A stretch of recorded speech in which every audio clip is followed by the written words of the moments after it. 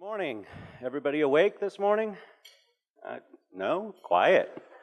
It's pretty quiet in here. Well, I appreciate the invitation to come here and share some of my experiences over the years. I've been in medical stop loss as an underwriter for 27 years now. I worked the first 26 years for the same company, and it was one of the 800-pound gorillas.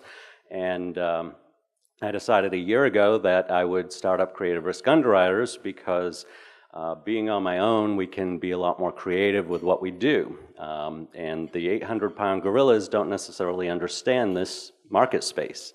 And this is something that I've been working with Jay Kempton on for 6.5 years, underwriting the transparent network. And so I've gotten a good understanding of it, but other people just look at it and say, well, I don't know what this is. So I thought, well, let me start something on my own and figure out better ways to do things. So here I am a year later. The company's done very well, and we look forward to a great future together. But today I'm here to talk about self-funding and talk about stop loss and how transparency can impact self-funded plans and stop loss. But as I talked to people yesterday, I got to learn that there are varying degrees of knowledge regarding the insurance industry, self-funding, stop loss. Quite a few people that had never heard of stop loss. So I think I want to go in a little more detail. So I may last night I was laying in bed, and for the first hour before I fell asleep, I was running through all kinds of ideas of, where do I have to go with this presentation? So I do want to give a little bit more education on that first before I get into some examples. And then I want to show you a little bit about the history of what I have seen with providers and bill charges and how things have progressed, and it's really gotten out of control when you think of it. And I'm going to show some examples and talk about some issues that I've seen, and I think you'll find them really interesting and hopefully eye-awakening. So let's see if I do this right. All right, I want to talk a little bit about what is self-funding. Well, in 1974, a great thing happened when ERISA happened. And ERISA was the first act that ever recognized self-insurance, self-funding of plans. And it allows employers to self-fund their insurance rather than going to the big insurance companies paying all the premiums and letting the insurance companies keep all the profits. And there's plenty of profits that are out there.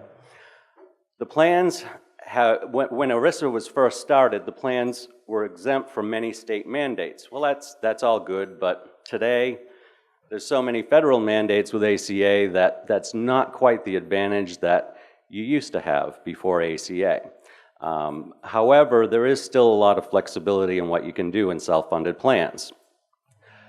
But one of the big things is you avoid a lot of the state premium taxes when you're self-funded.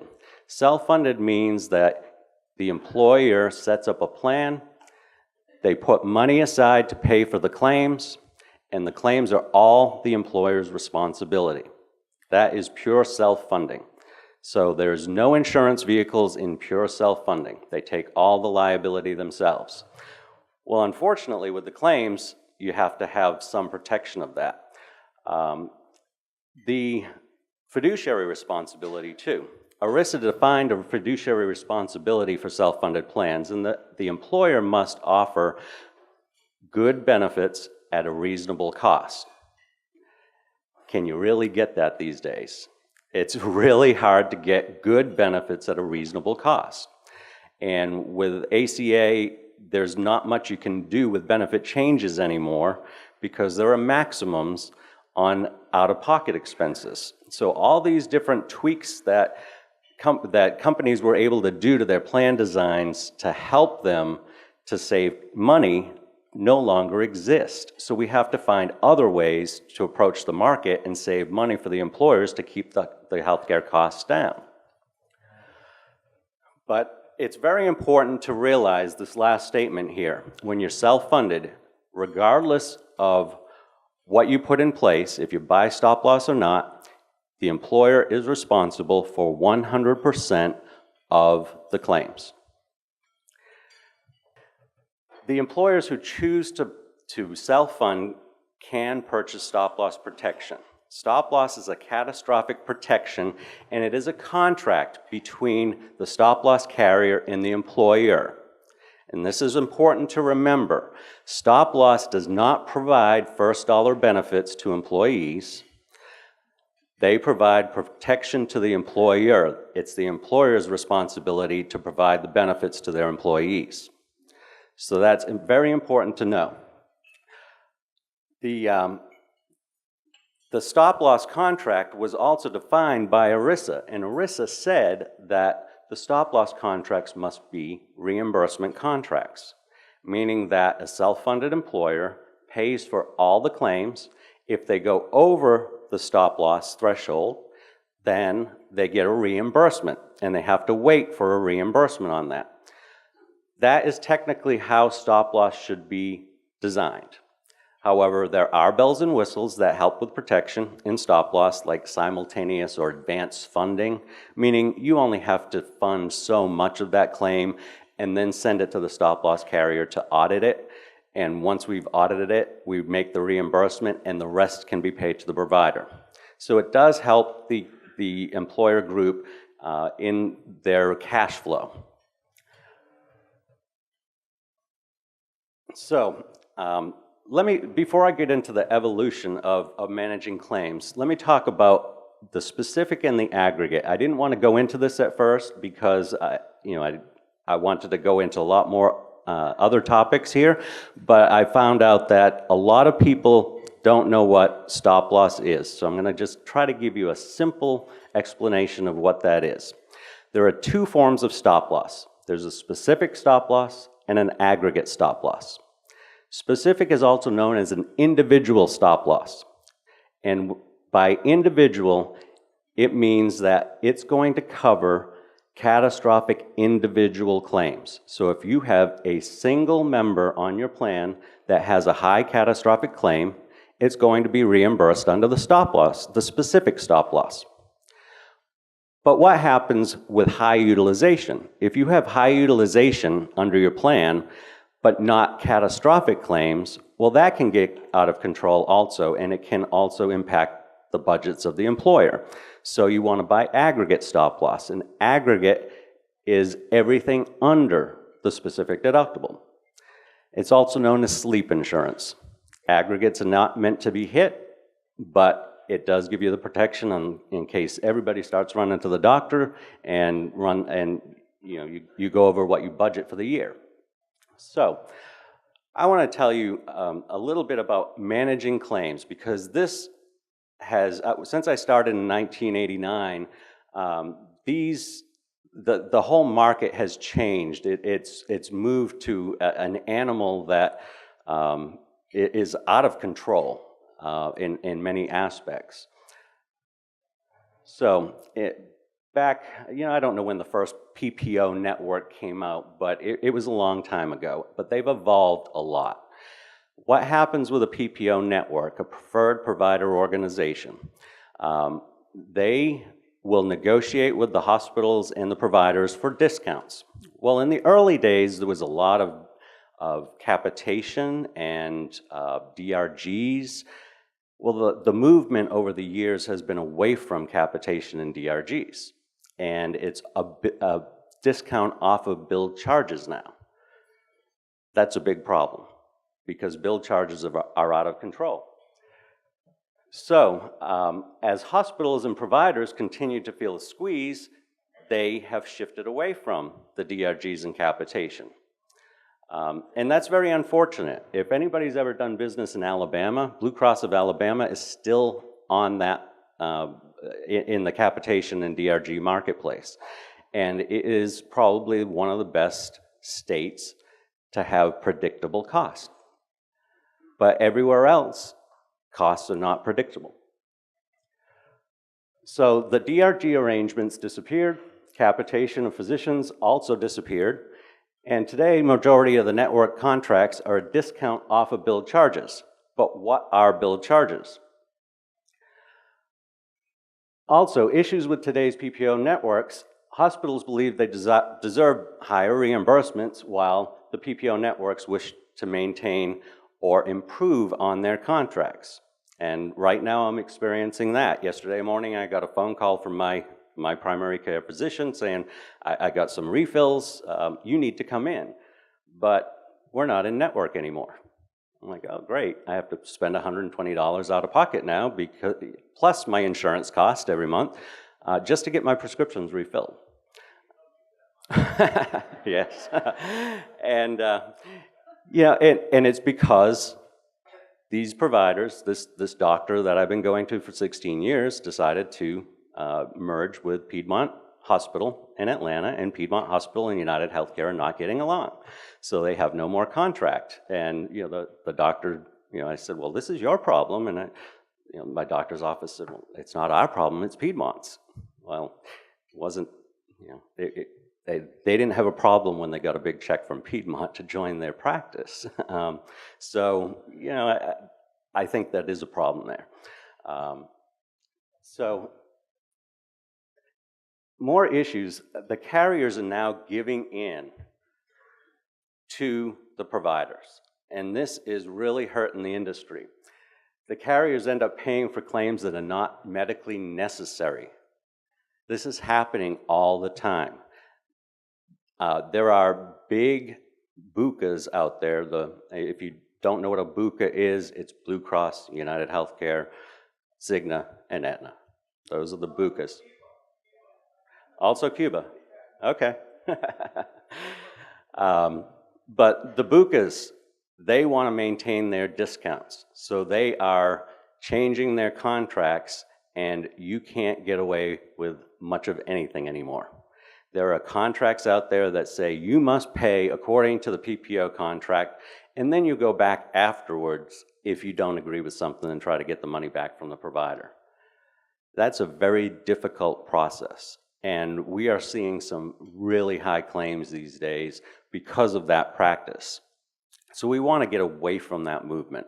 We need to be able to deliver to the self-funded employers something that is reasonable cost, and this does not allow for reasonable cost.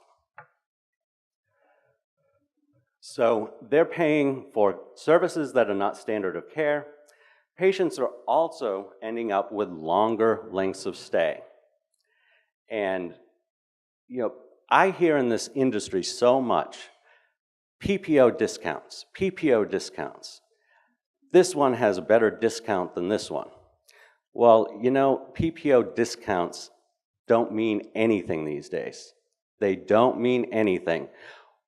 When you are going to a facility and you have 250 days per 1,000 inpatient at 5% lower cost than another network that manages it to 160 days per 1,000, it's not a lower cost just because they're promoting a bigger discount. They're not managing the claims. I can tell you that one of the big carriers out there, they no longer do pre-cert. They no longer do utilization management. It is a rubber stamp. And that is causing these high lengths of stay.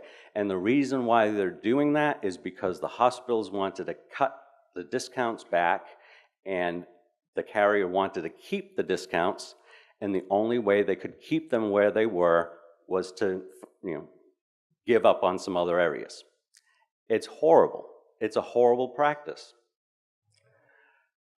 So the contract language of these PPOs, if you do deal with a PPO, you need to understand the contract language, because the contract language goes against everything that ERISA wants to do with fiduciary responsibility for the employer plans. It goes against that. And the only way around it that I can see is through transparency these days. Transparency will get rid of all of that. But there's so much more that transparency will get rid of also. So we'll be talking about that. So what are bill charges? There's no consistency in bill charges. People talk about charge masters at hospitals. Well, yeah, they may have a charge master, but not everything is on that charge master. And those things that are not on that charge master can be marked up 1,000% or more. And we see that on a regular basis. Those are huge profit centers for hospitals when those things that are not on the charge master come through. So there is definitely a cost shifting going on to the self-funded market space, and we need to stop that cost shifting. Self-funded is, I believe, the future of insurance, and because of that, we need to get away from these PPO contracts as much as possible because they're only hurting us. So solutions to address the PPO contracts. Well, there have been a lot of different solutions that have come up over the years. Reasonable and customary language in the plan document. It will limit the plan exposure to unreasonably high bill charges if you put some reasonable customary language in there. But the problem with that is PPO contracts. They won't allow for that. The PPO contract will, a TPA or an employer group will contract with a PPO network, and some of these PPO contracts will not let you do anything different than what's in the PPO contract. And that is not good for the employer. You need to be able to manage unreasonably high costs. You need to be able to manage medical necessity. You need to be able to manage appropriateness of care. You need to be able to get patients out of the hospital quicker when they don't need to be in there.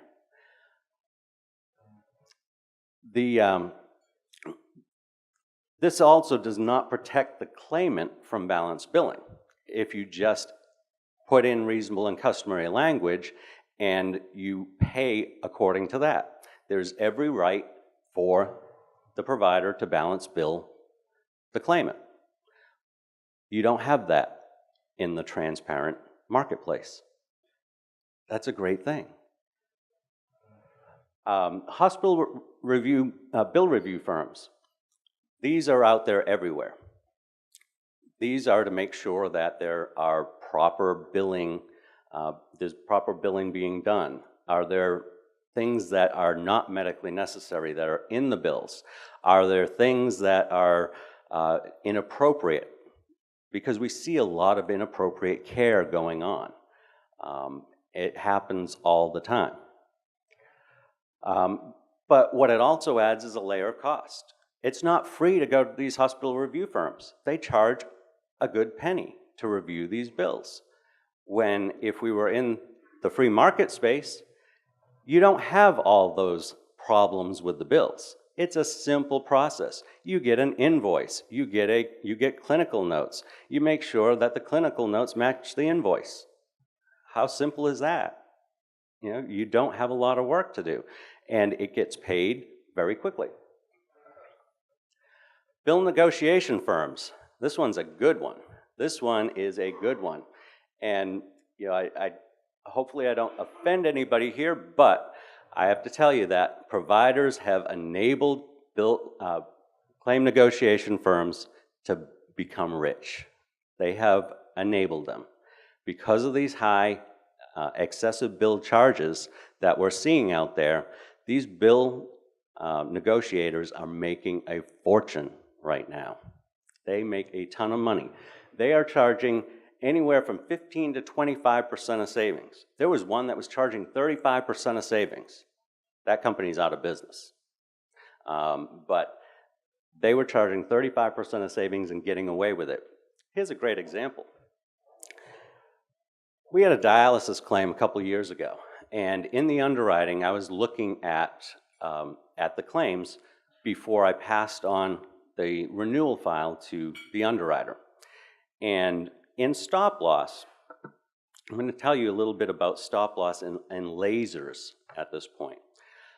A laser in stop loss is If you, as an employer, purchase a $100,000 specific deductible for your group, and there is an individual that's ongoing on your plan that runs $400,000 a year, well, stop-loss carriers will laser that.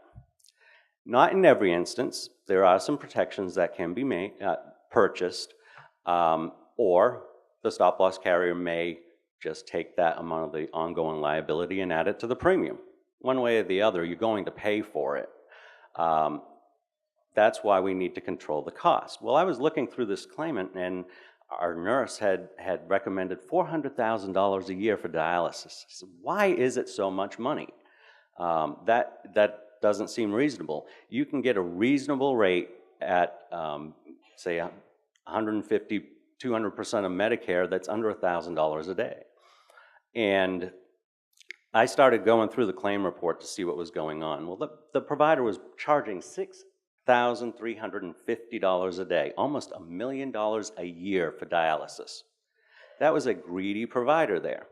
And they didn't realize what they were doing, because the vendor that was being used on this case went in and negotiated that from $6,350 a day to $950 a day. That's $950 times 3 times a week times 52 weeks a year. Well, that's a good price. That's about $160,000 a year. Very good price. But the vendor charged 25% of savings, and they made 50% more than the provider made. This provider enabled somebody else to make more money than they were making because of their greed. And that's a serious problem. We need to control that.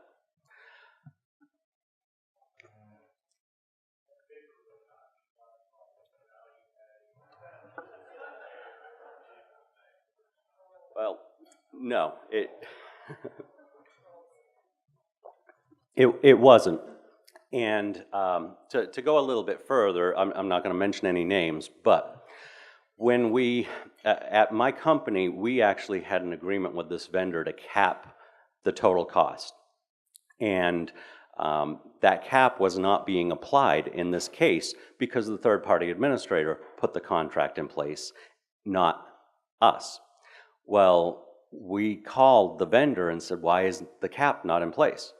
Well, because the TPA told me not to put the cap in place because they're getting a big portion of this fee that we're collecting. That's not transparency. I guarantee you that that client had no idea that they were making that much money off of the plan. No idea. And that's not right. Another thing that's come up to help with this situation of pricing is the Medicare reference-based pricing. I know a lot of people are talking about it, and you know it's not the best alternative, but it's a lot better than what we see out there right now. When you have Medicare, as an indicator, and you price your claims, you pay your claims as a percentage of Medicare, then it will save a lot of money, and it does become a lot more predictable because you're not starting from the high end where you have bill charges that are not predictable and a discount that is just the same across the board, but rather you have a predictable starting point and then you pay up from there. Different approach. It works well, but it's not perfect. It's not the perfect system. That's something that has been very difficult for stop-loss underwriters to understand also. A lot of them are underwriting this under what we call the SWAG method of underwriting. It's the sophisticated wild-ass guess. And, because they don't know what it is. We're doing this, and we've been lucky that we actually have a database of all the Medicare discharge information, and we know specifically from any hospital in the country what Medicare pays as a percentage of their bill charges. So we can run that through, and we're not taking these sophisticated wild-ass guesses. It's a little more difficult for me to sell because I'm seeing competitors that are pricing it really low because they have no idea what Medicare is in that area, and I just have to stay away from that because I know my numbers are much more accurate than theirs. But that still costs money. There are vendors out there that charge for repricing for Medicare, and they charge a lot of money. There's one that charges 12% of billed charges on every claim that comes through to reprice these. That's a lot of money. Now, they do need money because there's balance bill issues, and they fight against the balance bill issues. But it is a costly process. In the free market, it's not a costly process. There aren't vendors that are getting fees because of this. So it's fully transparent. So how does transparency in hospital billing impact the current state of health plans? Well, the impact of the health plans, it eliminates excessive billing. That is the biggest problem we face right now, is the excessive billing. So it's going to eliminate the excessive billing. We had a claim. It was an orthopedic surgery in California, and after the 10% PPO discount on the claim, they were paying $180,000.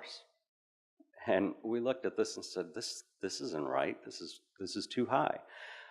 So we got involved in this as a carrier and used a vendor to negotiate this claim, and they settled for about $70,000 for that surgery. Well, the group had a $110,000 specific deductible. So not only did it wipe out any stop-loss claim for the stop-loss carrier, it saved $40,000 for the employer. And the TPA was ready to pay with a 10% discount and didn't look any further. That's a big problem. You know, you have to read your PPO contracts. Will the PPO contract let you go in and negotiate? Some of them will. So make sure you're using a PPO contract if you have to use a PPO. That will allow you the flexibility to manage these claims if you can't be 100% transparent, and we're not there yet. So unfortunately, we still have to use PPO contracts, and we're going to have to use them for a while. It eliminates the need for bill review. We know that in the transparent market space, they're billing appropriately. Everything is bundled together, and if there are complications, yeah, there are allowances for some complications, but because of the providers, there are very few complications. The FMMA is looking at quality providers as well as reasonable prices. And so when you combine those two together, you don't have to worry about all of this. It makes my job a lot easier. It makes the third-party administrator's job a lot easier. It lowers the cost to the plan. It also eliminates the threat of patient balance billing. And that is a big threat. When you're trying to negotiate these, it's a big threat. There are bill negotiators out there that will get sign-off from the provider, and you can feel comfortable that the claimant won't be balance billed. But there are others that just say, no, you only need to pay this. And it can be 3 years later that the provider comes back to you and says, no, you didn't pay enough on this. Well, what happens if that claim is over the stop-loss 3 years ago? Well, it's too late for the stop-loss contract to reimburse it. And the stop-loss carrier may have changed, so the new one may not want to pick that up either. Or they may not have written a contract with 3 years of run-in to allow for that claim. So the employer could be out of money there. There's a lot of exposure to employers if things are not transparent. Impact to the hospital when you have transparency, or to the provider. It eliminates the long waits to collect money. That's a huge problem in healthcare these days, is the debt that can't be collected by providers. But with transparency and the way that the plan designs are being set up, you have 100% benefit if you go to one of these providers. There is no out-of-pocket. There's no chasing down money. It simplifies the whole process. The billing is much easier also. You know, if you could get a hospital to be transparent, well, you don't need UBs to be filled out. You don't need all this confusing stuff to go through. You just need a simple invoice. Just make sure that the invoice matches up to the clinical records of what was performed, and if this all makes sense, you just pay the claim. And from the stop loss perspective, it's as simple as that for reimbursing claims. It's very easy process. Impact to the patient. No concerns over balanced billing. That's a big concern. You know, if you get a $100,000 bill from your provider, what are you going to do? I know I'd panic. Comfort of knowing that they're going to receive quality treatment. I actually, about a year and a half ago, I was sitting at home after work. It was 7 o'clock news, local news in Atlanta, and all of a sudden this article came on, this interview with a guy came on who had to have knee surgery. I think it was knee surgery. And he was talking about how he had this wonderful experience going from Atlanta to the surgery center of Oklahoma, and how it cost half the money that it would have cost anywhere in the Atlanta area. And he didn't have insurance. I mean, he was totally giddy about this, and the quality of care was excellent.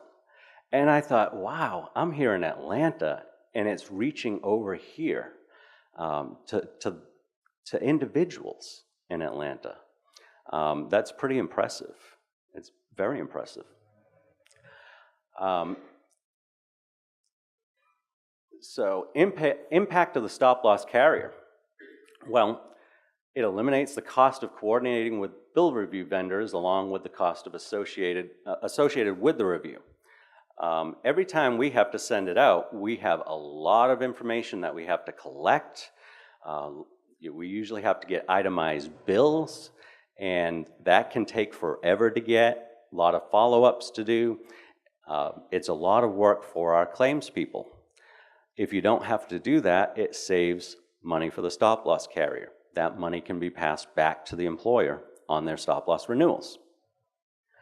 It eliminates the cost of coordinating with negotiators and paying those fees. Those fees are outrageous. 15% should be the most that anybody pays. There's no need to pay more than 15% to negotiate a bill these days. It's not that difficult to negotiate a bill, especially on a dialysis claim. Does somebody really need to be collecting 25% of savings for 33 months until this patient goes on to Medicare?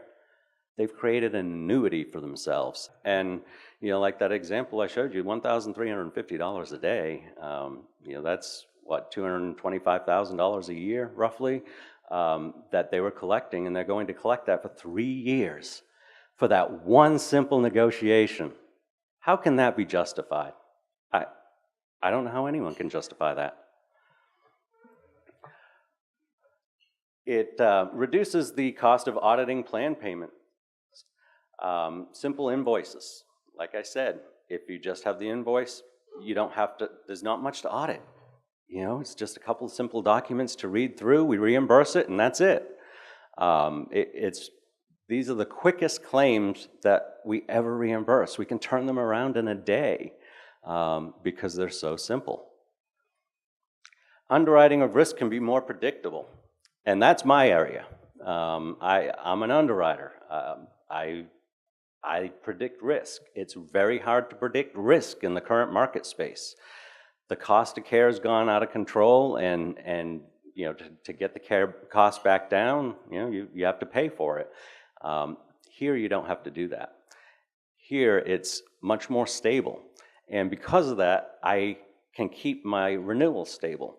So the cost of the plans actually, they benefit greatly from the transparent providers. And I've seen that for the last 6.5 years working with Kempton on these plan designs, and the loss ratio has been very good.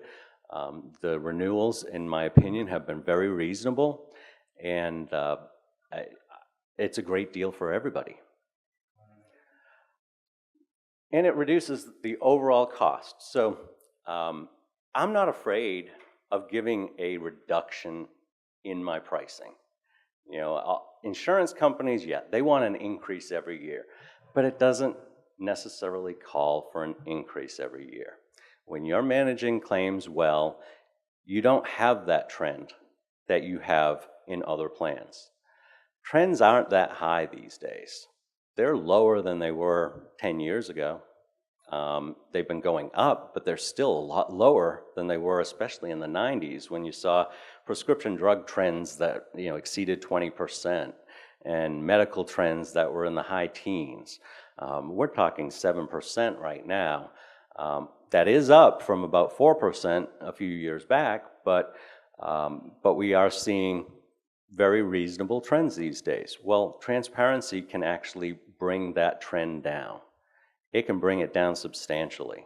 So as an underwriter, I like this business. This is a good business for me because it's so much easier to underwrite for. So can transparency also work for prescription drugs? Jay Kempton and I have talked about that recently. He asked me, well, what about this idea? And he's actually moved forward, and I think you'll have an entertaining presentation after mine from somebody that he has been working with to get this transparency.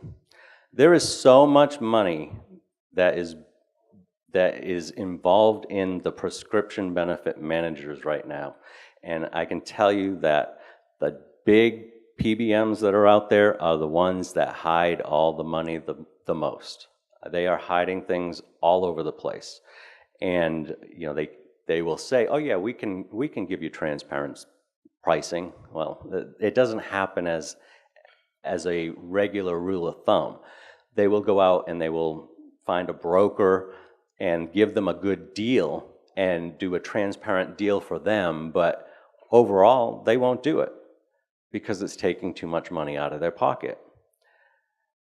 There are a lot of rebates out there that are given by the drug manufacturers, and there are other kickbacks also that are given to the PBMs from the drug manufacturers.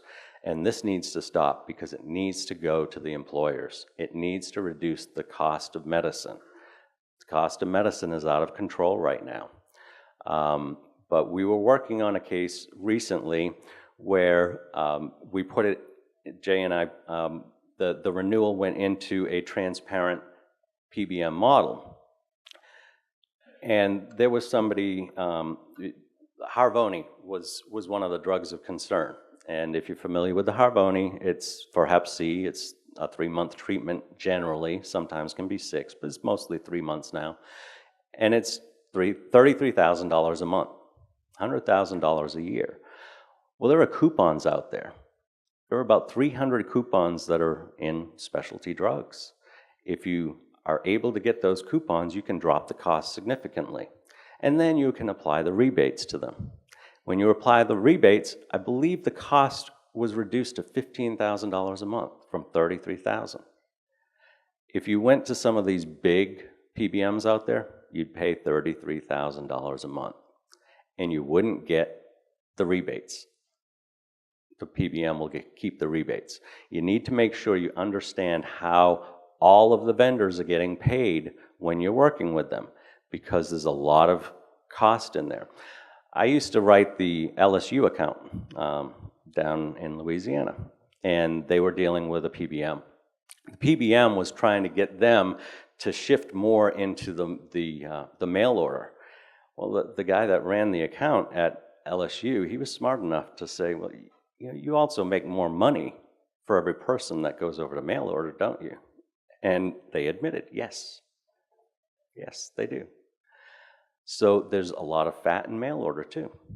Yes? Are there any PBMs that you know of that's their business model is transparency? You have to buy every one of them? No, there are transparent PBMs out there. There are quite a few, and the person who will be speaking next actually is getting I believe they've been in more of a traditional market, but they are moving into the transparent market space, and it's very exciting to see. But yeah, I've run into quite a few people that have quite a few PBMs that are transparent now, and it does save significant amounts of money. But you have to go with the smaller ones. So specialty drugs, yeah, it's a huge revenue generator. That $33,000 down to $15,000, who's keeping that money? It's the PBM. They're making, for one prescription, 3 months in a row, they're making, $45,000, $50,000. That's too much money. That should go to the employer. The coupons, yeah, they'll hold the savings from the coupons also.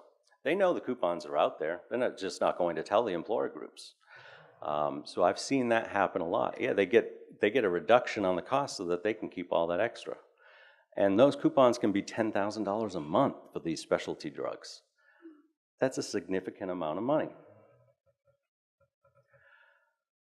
So there are many PBMs these days that are moving into the transparency model. Transparent PBMs, they're going to charge either a per employee per month or a per script fee, and that's their total cost. That per script or PEPM is enough for them to make a reasonable profit without being greedy. And so you should expect that from any PBM that you're working for. Allow them a reasonable profit, but don't be greedy. So transparency, the impact on plans' cost. Plan payments to the providers are predictable and lower on average. Eliminates the need for vendors to review bills and costs associated with bill reviews. So we get rid of all that extra fat.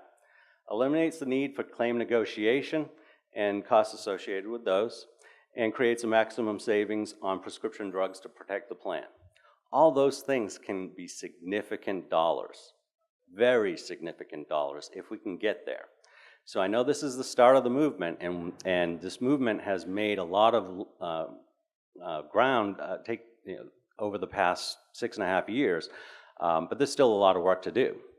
I liked the presentation yesterday where the one provider had aspirations to eventually develop into a hospital and become a full transparent model. I don't think you can get the hospitals to change yet. It's very difficult. I think you can get the doctors to change, but the hospitals are holding it up. The doctors that are in the hospital. Somebody came to me yesterday and said, well, what if we get a whole bunch of companies from the community to just open up a transparent hospital? Do you think the doctors would come? I believe they would. I believe they have a good conscience, and they will do what's right, and they will go to a hospital like that. Maybe that's what this market needs, is a new hospital that opens up for transparency alone. I don't know, just a thought. It also reduces the impact on stop-loss exposure. So it lowers the plan cost when you have transparency. It improves the employee morale because they know they're getting great benefits at a reasonable cost. And it allows the employer to abide by their fiduciary responsibility to provide good benefits at a reasonable cost. That's all we're trying to do here. So setting up a self-funded plan, what should employers ask? What fees are the TPA charging? Like I said earlier, that TPA was collecting a big portion of that $1,350 per day charge for dialysis. You need to make sure that your third-party administrator is totally transparent on their fees. Nothing is built in. No overrides. Do the work that you're supposed to be doing and charge what is appropriate. Don't underprice your TPA fees and then slide in all these other things to make money. That's just not good business. You need to be fully transparent in that. Does your stop-loss provider generate any revenue from vendors that are being used? That's very important.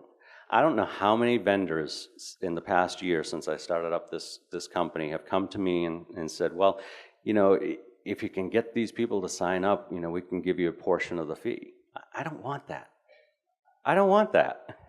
Lower your fee. Just lower your fee. Make it more cost effective for the employer. I'm not greedy. I don't want all this extra money. I want to do what's right.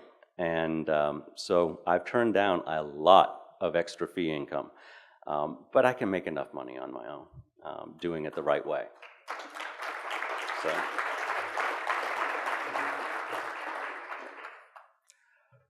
So, will the plan allow the employer to fulfill its fiduciary duties?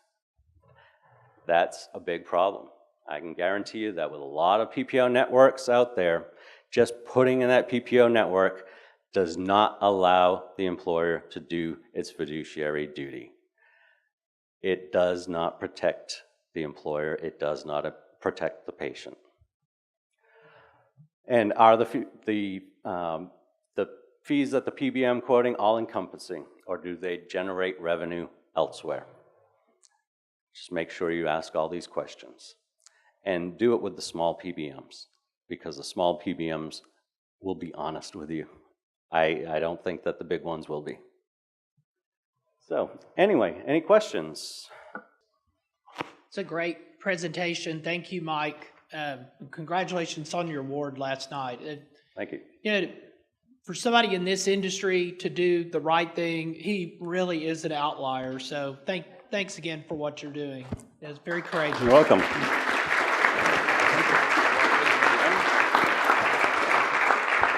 I wanted to let you know it's no mystery that the hospitals in the United States that are participating in this transparently priced movement are largely physician-owned. So to your point, would the physicians, if they had control of hospitals, do the right thing on the institutional charges? I think we already know the answer to that. And that's the default. That's how most hospitals in the United States were started, were by the physicians who work there, and they own them, with a few exceptions. There's been some talk here in Oklahoma City about businesses and physicians coming together, self-funded businesses, and actually launching and owning and operating a facility. And there's some issues with that and some conflicts of interest, I think, that would have to be managed. But that has actually been talked about. But my question, I would like for you to talk a little bit more about fiduciary and what it means for a plan fiduciary to be hamstrung by their PPO arrangement and what that really means. And my understanding is in the United States, that is a time bomb. That is a real problem. And I think the spear of it is maybe in Michigan right now. But it's a true nightmare for a planned fiduciary to actually not act as the fiduciary regardless of what the agreement says. Will you talk some more about that? Yeah, I can talk about that. I have an example of something that I saw about a year or so ago. It was a large claim out in California, and it was a hospital stay. And there was a PPO network in place, and the PPO network was rented to a third-party administrator and by the commercial carrier, by one of the big carriers. And there's language in their PPO contracts that you cannot do any audits, you cannot do any negotiations. It's a pay first and then try to recover afterwards. That goes against fiduciary responsibility. Well, in this particular case, the plan document was written that you have a PPO network, but in-network claims would be paid at the lesser of the PPO contract or reasonable and customary. Well, the reasonable and customary is living by fiduciary duty.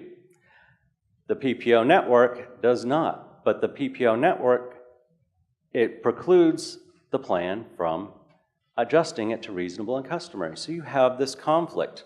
Well, the TPA didn't want to fight the PPO network, and so they were paying these claims. We're talking $750,000 claim after the PPO discount. And when we looked at this to audit it, we said, well, you have reasonable and customary language. Why wasn't this applied? Because this is what the plan wanted in their language. And the broker came in and said, you know, this isn't being paid right. And the broker actually, and the group, threatened to sue the TPA for breach of fiduciary duty because they were not paying things according to how they wanted the plan to be paid. But the TPA was in a pickle. You have a PPO contract that supposedly has great discounts. Well, they weren't working in this case. And then you have reasonable and customary language. There's a conflict in your plan document. And we ended up getting that resolved. The PPO was not happy, but in the end, the plan ended up paying 25% of the amount after the PPO discount. 25% of it. It was a huge savings on there. But it was Stanford Hospital, and they didn't want to budge, so what can you do? But that does that does interfere. These PPO contracts have been more and more being written so that you cannot audit, so that you cannot negotiate. Well, luckily, some of the vendors that are doing the bill negotiations, they have gotten clever and they have been able to get by the providers and circumvent the PPO contracts. So that's great. It will save money by doing that. But the vendor is getting a lot of money, so you're not saving as much as you should. You know, I don't have a problem. The claim that I talked about for dialysis, yeah, my thought was, well, why don't I just call the provider, say that we'll reimburse $1,100 a day instead of $950 if you just invoice at $1,100 a day, and we won't discount it. Cuts out everybody, you know? So, but unfortunately, as a stop-loss carrier, you have to watch what you do as far as taking on a fiduciary responsibility. You know, I don't want to overstep my bounds. It's not my responsibility to be the plan fiduciary. So I couldn't just go and do that. And, you know, could I get to the plan? Well, I couldn't get to the plan and ask them if they wanted me to do it because the TPA was in my way, because the TPA was collecting all these fees. So what can you do? But we did call up the vendor and say, look, you're not getting reimbursed this money, so you're just going to have to cut the fees. Hey, Mike, over here, I got a question for you. Yeah. My name's Corey Prater, and I come here as a consumer of the second most expensive cost in my life after my home is healthcare. So I just came here to learn more, and I love saving money. I also am a business owner, small business owner, and I love saving money in my business as well as I do that for my friends. So I'm curious, of self-funded with stop loss, how much improvement in cost or how much reduction in cost is there versus the alternative, say, of PPO? And the second question I have is it available to, how small of a business does one have to be before they can or cannot have self-funding? Well, you know, everybody has differing opinions as far as size of group. I usually, in my prior life, I went down to 25 employees enrolled in the plan. That was on the low side, and I didn't do a whole lot of that. But what I'm doing now is I actually have written several accounts that are 10 employees. But there are state restrictions on that. So you have to look at the state restrictions. There are certain states that won't allow certain size groups to self-fund. California is putting in a lot of restrictions. Oh, sorry.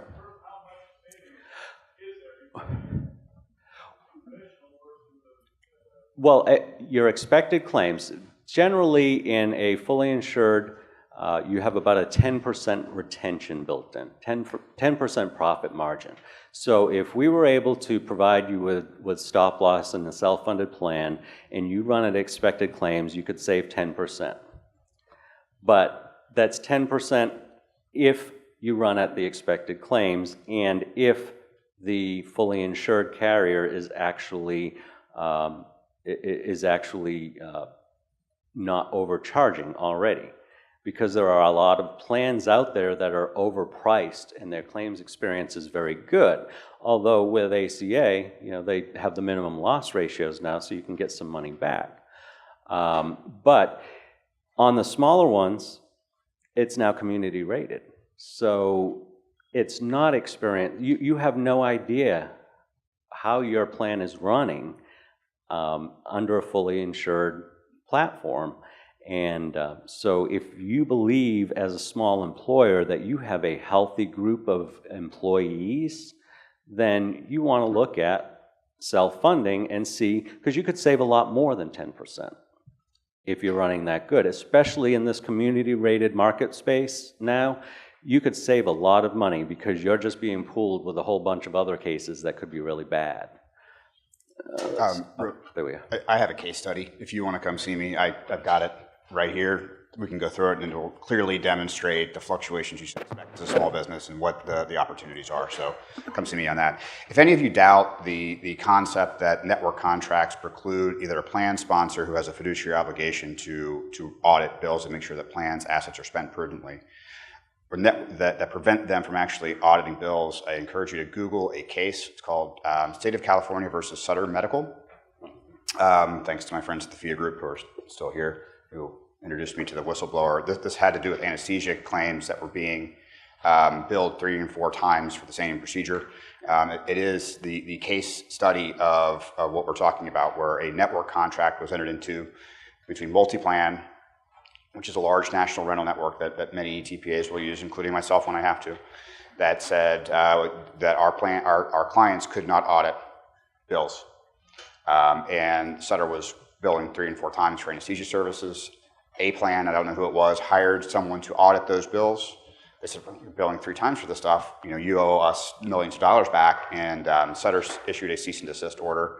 It went to suit. State of California sued Sutter for fraud and Multiplan for aiding and abetting the fraud. So it exists. So It's State of California versus Sutter Medical System, SUTTER, if you want to have that in your hip pocket at any point to demonstrate to someone who may not believe that anyone would actually sign a contract that would prevent them from auditing a bill. It does exist. Yeah, I really don't think that employers are educated enough on the PPO contracts before they decide to enter into that agreement. And so it's very important to know what's in that PPO contract.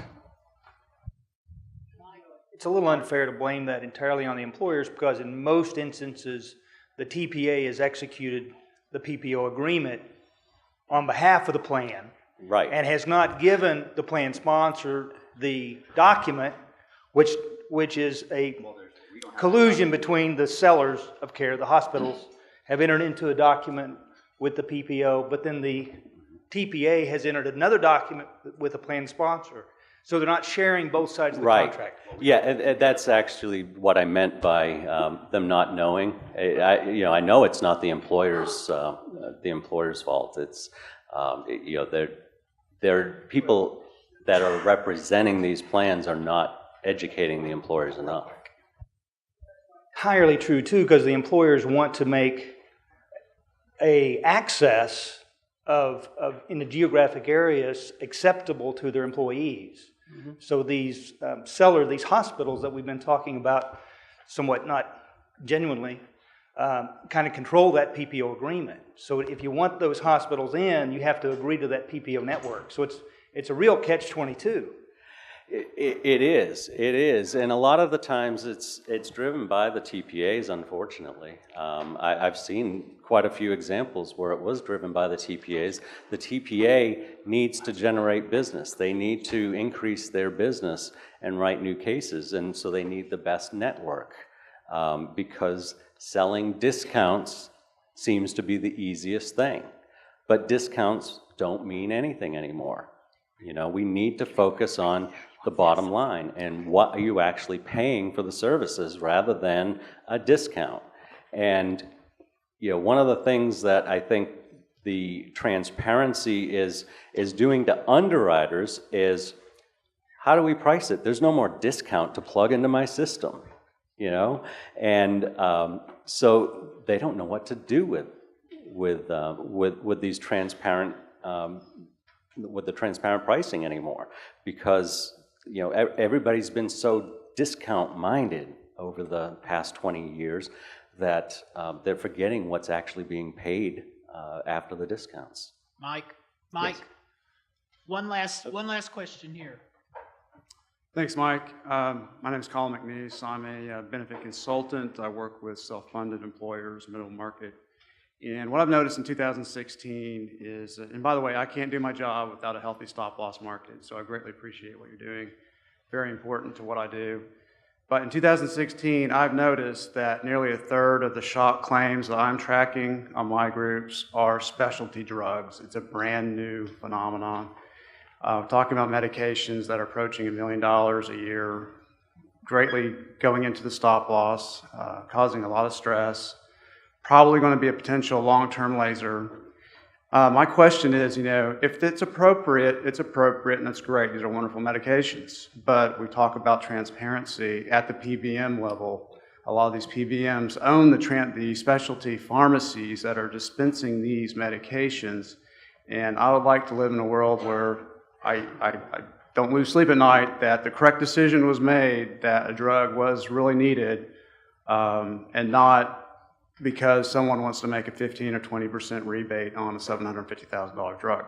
Yeah. So there's a question of aligned incentives, there's a question of independent review that we're pursuing and trying to seek relationships with PBMs that are doing the right thing, that we believe are doing the right thing. But I got to imagine in your world, this has got to be a pretty big stress point. I'd love to get your thoughts on what you're doing to perhaps have a level of guarantee or sleep insurance that the correct decisions are being made from an appropriate nature, because this problem is only going to get bigger, and it's something to be watched.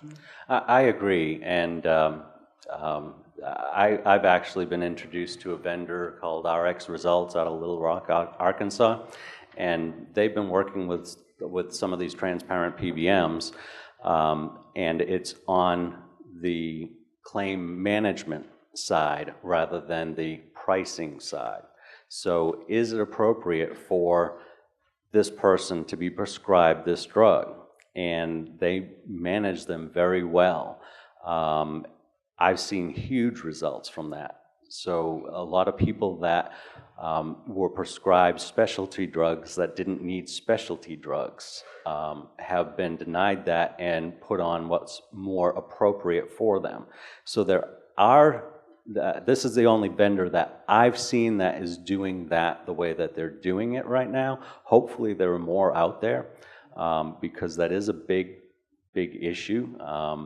You know, when Harvoni came out for Hep C, I mean, there were guidelines for how everybody, what they had to do before they went over to the Harvoni. You know, if it is being managed properly on these lower cost drugs, well then, you know, you're not going to be approved for this. But if it's not being managed, then you're approved for it. Well, now everybody's approved for it. So there's a lot of changes there. But even though everybody's being approved for it and the volume's going up, they're not dropping the prices any. Yeah, it's a big concern. But not only that, I mean, in the smaller groups, like I was just asked about, I'm seeing a lot of rheumatoid arthritis and psoriatic arthritis that, you know, people are taking all these very high cost medications that for a small group, you know, if I was to go in on a 15 life group and I had somebody at that, well, that's going to be a laser in the first year. Now, you know, lasers, they sound like a horrible thing, but they're not necessarily a horrible thing. Fully insured will build in for the cost of these ongoing drugs. So they're collecting premium on that. Well, if you take a laser and you have lower cost on the self-funded stop-loss insurance, and your total cost is the same, including the laser, well, that's a great deal for you because there's no guarantee that that person's going to continue working for you forever. And if they decide that, you know, they want to move on, well, there goes that exposure that you have. So, you know, lasers tend to get negative connotations, but from my perspective, you know, my manual only covers unknown claims, not the known claims. So you have to have some sort of protection in there. Those are the drugs that are the very, very challenging piece. But yeah, if you want some information on that vendor, I can give it to you later on. Thank you, sir. Thank you.